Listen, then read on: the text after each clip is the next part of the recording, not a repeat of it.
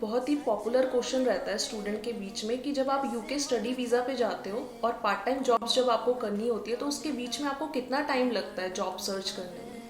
Ma'am एक ऐसा question है जो कि बहुत सारे लोगों के बीच में जो जाना चाहते हैं बाहर उनके बीच में बहुत कॉमन क्वेश्चन है। एंड मैं भी जब गया था तो मुझे भी ऐसा लग रहा था, मुझे पहले तो ऑनेस्टली बताऊं तो मुझे ऐसा लग रहा था जैसे मेरे पास स्किल्स हैं, क्योंकि मुझे 5 साल हो गए थे साइबर सिक्योरिटी डोमेन में as a trainer and as a IT technician. तो मुझे लगता था वहाँ पे जाके साइबर सिक्योरिटी में जॉब नहीं मिलेगी तो एटलीस्ट मेरी एक बेसिक IT जॉब तो लगी जाएगी, जो बेसिकली मेरा एक मिथ था। जो मुझे लगता था कि मेरे पास एक्सपीरियंस है, मेरे पास स्किल्स है तो मेरी जॉब लग जाएगी। लेकिन होता है ना कि जो वहाँ जाके जब रियलिटी फेस करते हो तो रियलिटी बिल्कुल अलग होती है। वहाँ पे जब आप जाओगे तो कोई भी जॉब अगर आपको लेनी है, पार्ट टाइम जॉब, अगर आप स्टूडेंट वीज़ा पे हो तो आप 20 आवर्स ही काम कर सकते हो। उसमें आपको एक पार्ट टाइम जॉब की जरूरत पड़ती है यहाँ पे सर्वाइव करने के लिए।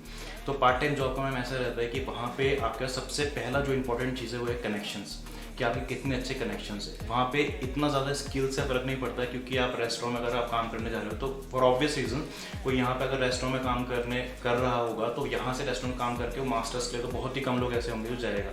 तो पहले से कोई रेस्टोरेंट में काम करके यहाँ पे ऐसा नहीं होता है। फिर यहाँ पे कोई अगर सैलून में काम करता है तो वहाँ पे जाके वही काम करेगा। तो ऐसा तो कोई भी नहीं जाता है, तो पहले से जो ट्रेन होता है वहाँ पे जाकर आपको काम करना पड़ता है। सो राहुल, आपको कितना टाइम लगा पार्ट टाइम जॉब सर्च करने में? मैम मुझे अगर बात करें तो मुझे अप्रॉक्सीमेटली 1.5 मंथ्स मुझे लग गए थे जॉब को फाइंड आउट करने के लिए।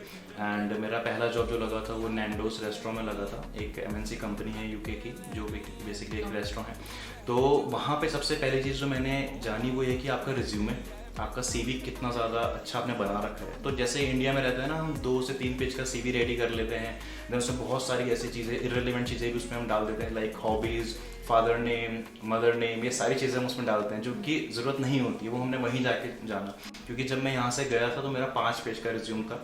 एंड वहाँ जाके जब देखा मैंने, क्योंकि सेकेंड डे जब मैं वहाँ पे जॉब ढूंढने के लिए गया था तो मेरे जो नियर बाय मैं अराउंड मैंने 20 to 30 शॉप्स में विजिट करा था और मैं पैदल ही जा रहा था हर जगह, क्योंकि कुछ पता नहीं था। तो वो बहुत स्ट्रगल का टाइम होता है। एंड रिज्यूम आपका 1 पेज का होना चाहिए और बहुत ही क्रिस्प रिज्यूम आपको वहाँ पे रेडी करना चाहिए।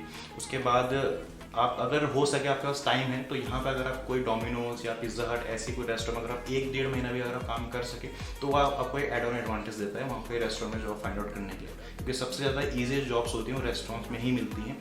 और डिपेंड करता है पर्सन टू पर्सन। अगर मैं टाइम की बात करता हूँ, जैसे मुझे खुद 1.5 महीना लग गया, तो मैं से कई ऐसे फ्रेंड्स हैं इनको 2 महीने भी लगे। सो 1 से 3 महीना तो मिनिमम टाइम आपके पास होना चाहिए जॉब को फाइंड आउट करने के लिए।